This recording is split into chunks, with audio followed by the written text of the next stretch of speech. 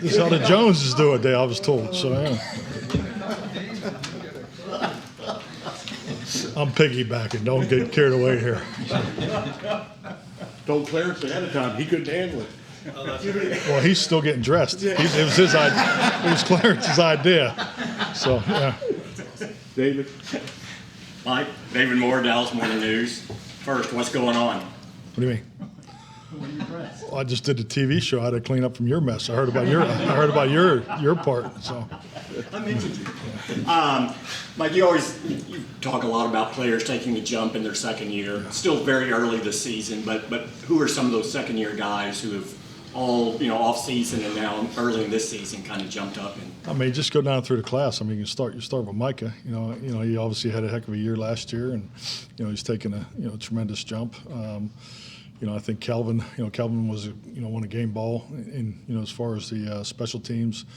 This past week, Osa. I mean, you just go all the way through those guys. Chauncey. I mean, I'm very happy with our whole draft class from last year.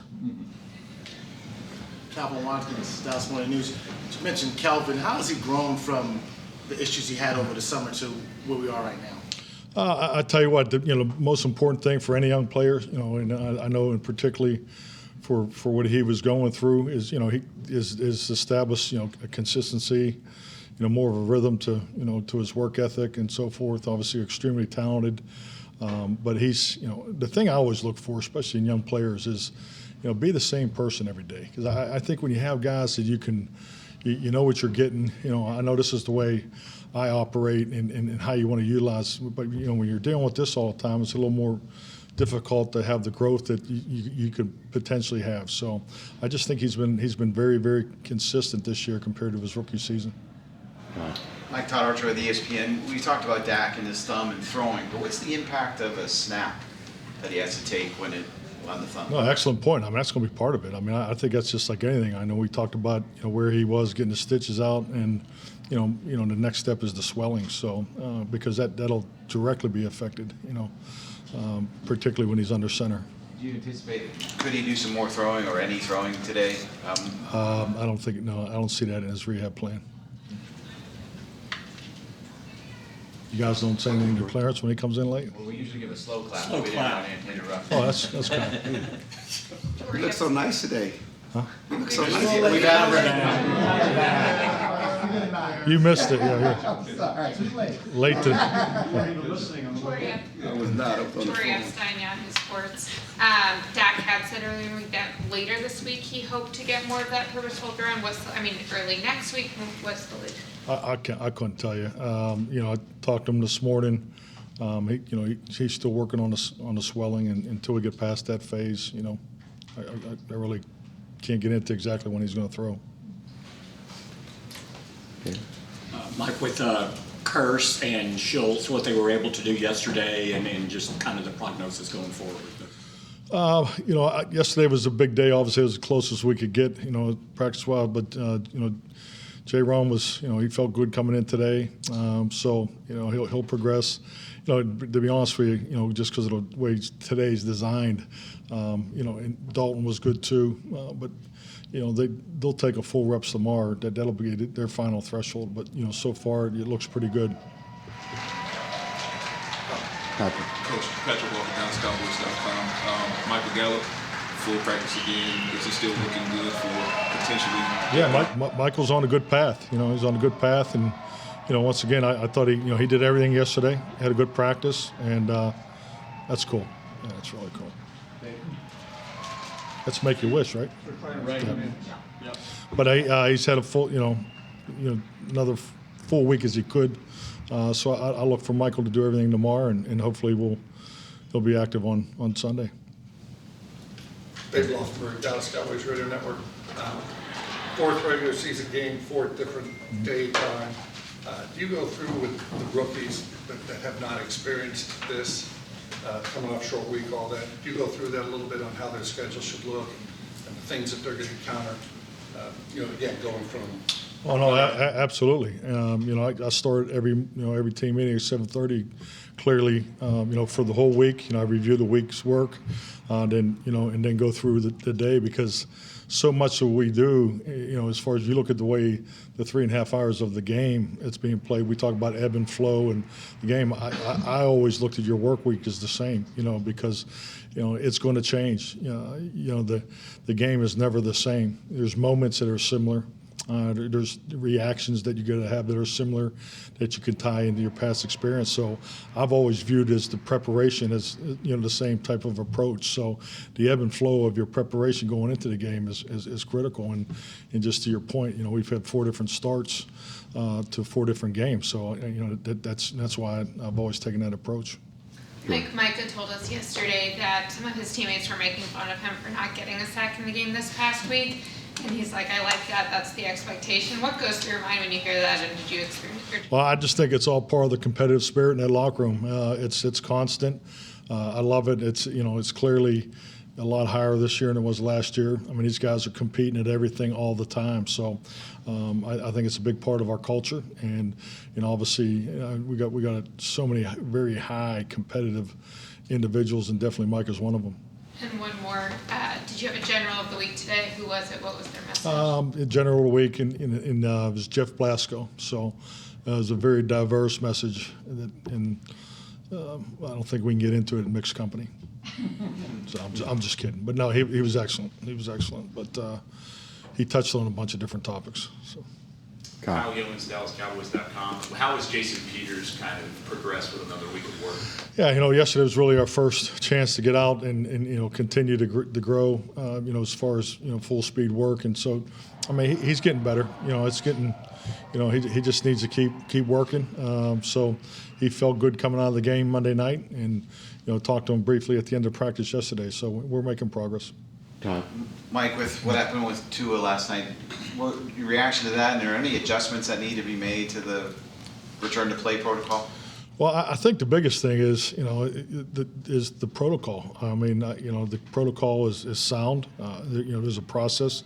Now the facts of, where he was in the protocol, not in the protocol, I'm not privy to all the facts behind that, but, I do know that the process works. You never want to see any player get hurt. I mean, we had the injury right there at the end of the game. I mean, trust me, it doesn't matter what sideline you're on.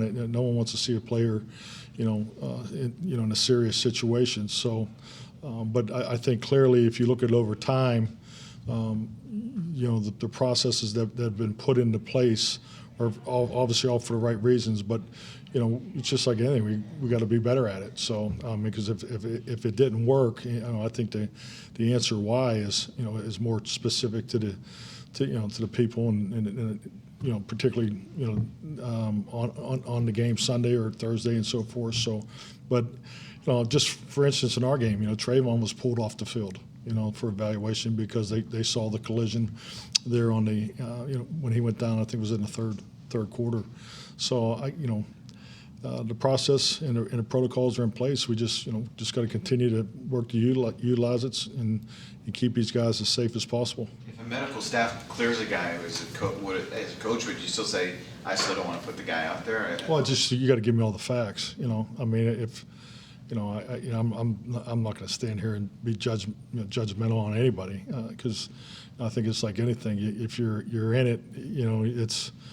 You have access to all the facts, or you should, and then from that, I can honestly say I know just of all the conversations that I've been a part of. There's no one who wants to see someone play that shouldn't play, but there's a number of people involved in that decision.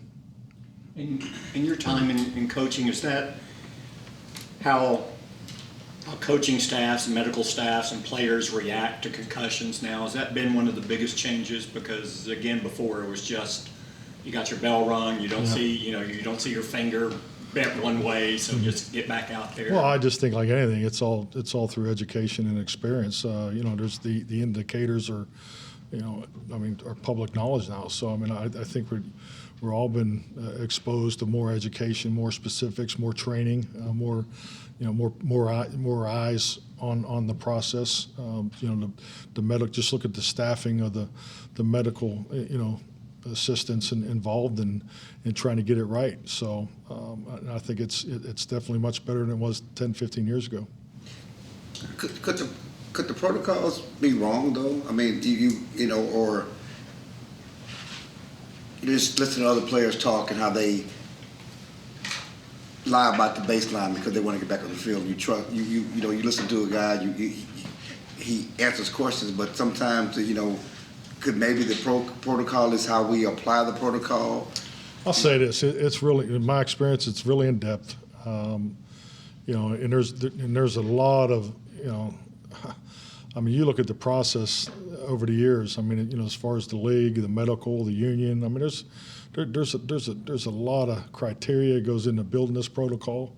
So, I think just like anything in this league, we all just got to continue to work together because, we definitely don't want to be dealing with situations like, we are today, talking about something that could potentially have been prevented. One more question. Have you seen enough from Peter to determine how much more he can play this week? Just continuing the conversation. Yeah, definitely. Just feedback from him, and then obviously the rotation, and because the biggest thing is the connection and communication. Just getting, playing next to the same guy. This isn't a matter of if he can play. We all know he can play. I mean, it's not. It's just getting in tune and getting the physical part right. Because he didn't go through training camp and so forth. So we're looking at all those things to determine a play count. Skyler Dixon with the AP. Back on the medical thing briefly. Have you ever had a situation as a head coach where you made the call yourself, like the eye test told you, this guy's not going back, or do you remember that? No, I don't think it ever came to that. I think it was, and I've been there where the player wanted to go and the medical staff didn't want to go, and obviously the medical staff trumped the players wanting to go. I've been part of those decisions. I think it's only natural. These guys want to play. If they think they can play, they're gonna try to play. So I just since 2006, there's a lot more that goes into the evaluation process today than it did 15, 20 years ago. So I do know that part's better, and I think our game is much safer because of it. Coach Rebecca Lopez with WFAA. Cowboy Nation suffered a loss yesterday with the death of Gavins. What's been the reaction from the organization today? Well, I mean, just all the individuals, obviously very sad, tragic, but all the individuals that work with Gavin. I mean, he's heavy on everybody's heart today. I personally did not know him, but just sitting down there talking with Britt and Jim and the guys that knew him well, talking about his experience and the type of guy he was, and and frankly, just the fact that he was a fireman, it definitely touches my heart also. So the young children left behind, and so obviously it was very sad to see that tragedy. That's it. Thank you. Thank you.